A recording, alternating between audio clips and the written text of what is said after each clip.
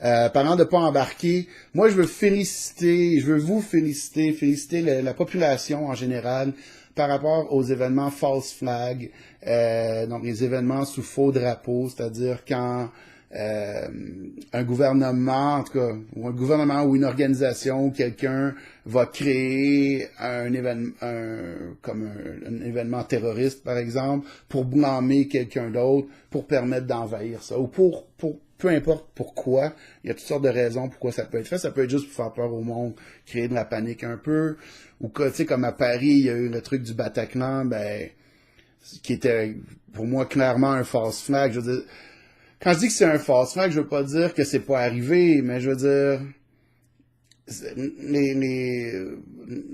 les autorités à Paris étaient dans le coup. Puis on en a la preuve récemment. Il y a une vidéo qui est sortie avec, je sais pas si vous avez vu ça, l'escouade antiterroriste qui est à Paris à côté du Bataclan, pendant que le Bataclan est en train de se faire mitrailler, là. Puis les policiers sont autour, puis ils disent, nous, on n'est pas nécessairement équipés pour aller contre des terroristes avec des mitraillettes, là. Donc, ils tombent sur l'escouade antiterroriste. Hey, les gars, vous êtes là. Alright! Tu sais, l'escouade antiterroriste. Il y a un attentat terroriste présentement. Let's go! Allez-y, let's go! Puis qu'est-ce qu'ils font, les soldats de l'escouade antiterroriste, vous pensez? Ils disent, non, on n'a pas reçu l'ordre d'y aller. Pourquoi on irait là? Le policier dit, donne-moi ton gun, donne-moi ta mitraillette, je vais y aller, moi. Mais non, je veux pas les droits. T'sais. Ce qui est certain, c'est que, comme on peut l'entendre sur ces images amateurs, ce soir-là, les policiers se sentent démunis, impuissants.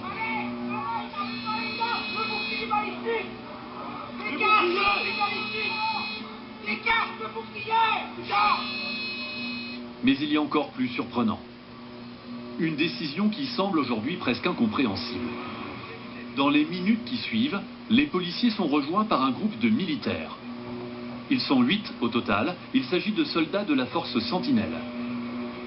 Leur mission est justement, en principe, d'assurer la protection des sites menacés en cas d'attaque terroriste. Protéger les personnes, empêcher tout acte terroriste, ce sont quelques-unes des missions fondamentales de l'opération Sentinelle. Alors, a priori, ces 8 hommes, avec leurs armes d'assaut, pourraient prêter main forte aux policiers. Pourtant, ce soir-là, ils ne vont pas tirer un seul coup de feu. Un comportement surprenant qui va déclencher une polémique. 4 mois plus tard, devant la commission d'enquête parlementaire sur les attentats, un représentant d'un syndicat de police va révéler l'affaire. Il va raconter l'échange qui a eu lieu ce soir-là devant le Bataclan entre les policiers et les soldats de Sentinelle. Il y avait des gens de Sentinelle qui étaient à proximité du Bataclan. On a un collègue qui nous racontait l'anecdote d'un gradé de brigade anticriminalité qui a dit sur la porte de secours, qui a dit allez à des militaires qui étaient là, allez on y va. Le détachement Sentinelle a dit non, j'ai pas d'ordre pour bouger. Alors il a dit passe-moi ton FAMAS. Enfin bon, on est entre gens de terrain. L'autre évidemment, son arme, il n'allait pas la lâcher. Les policiers ont demandé expressément aux militaires d'intervenir. Les militaires ne pouvaient pas le faire dans la mesure où il n'y avait pas d'ordre. Par radio, la police, les BAC ont appelé le poste de commandement d'un préfecture de police pour que cet ordre puisse être donné. Et là, ça a été un refus catégorique. On n'intervient pas au Bataclan. Alors, qui a donné l'ordre aux militaires de Sentinelle de ne pas bouger ce soir-là? Le plus surprenant, c'est qu'au ministère de l'Intérieur, aujourd'hui encore, on affirme ne pas le savoir.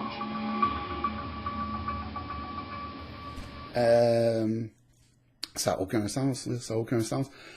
Puis ce que je veux dire, la raison pour laquelle je voulais féliciter le monde, c'est que même si on est encore très manipulé, puis bon, je suis Charlie, je suis Paris, le monde embarque dans ces niaiseries-là, tu sais. C'est comme dire, je suis victime, moi aussi, je me suis fait avoir par le false flag.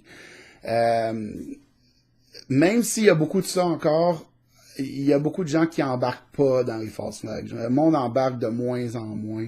Le meilleur exemple que je peux donner, qui est pas super récent, c'est la fameuse crise de Ebola, avec c'est ça, le virus d'Ebola qui allait tuer tout le monde et il allait falloir vacciner tout le monde d'urgence et bon, tout ça.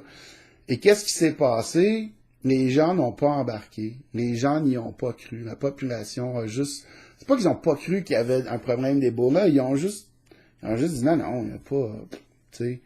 Et je crois que la raison pour laquelle les gens n'ont pas paniqué, malgré toute la folie au niveau des médias, c'est que ça sonnait faux.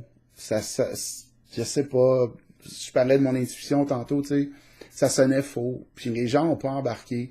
Puis qu'est-ce qui est arrivé, c'est qu'il n'y a pas eu de vaccination massive contre Ebola. Puis les vaccins qu'ils ont fait contre Ebola, je sais pas ce qu'ils ont fait avec, probablement ils ont été les injecter en Inde dans des pauvres cobayes, là, ou je sais pas où, là, mais tu sais. Puis Ebola, comme par hasard, on n'embarque pas dans Ebola, et comme par hasard, il est où le virus d'Ebola aujourd'hui? Il est où? Je le vois pas. Il est parti, disparu, il n'y en a pas. Ah, la grosse crise mondiale, attention, Ebola arrive. Puis là, tout d'un coup, on n'embarque pas, puis ben tiens, Ebola est parti. Quel drôle de hasard.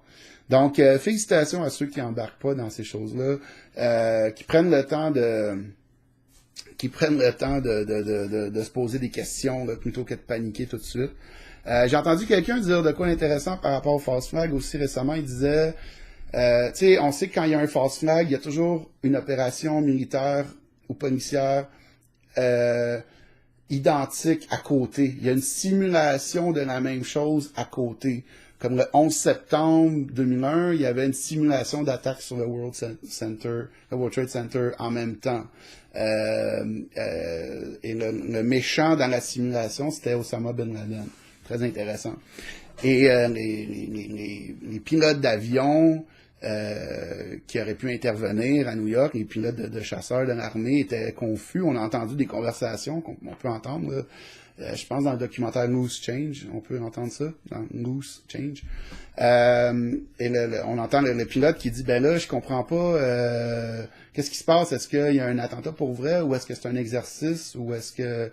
Puis son supérieur lui dit, parce que le pilote dit, je peux modifier ma course modifier ma trajectoire pour aller intercepter quelque chose à New York, par exemple.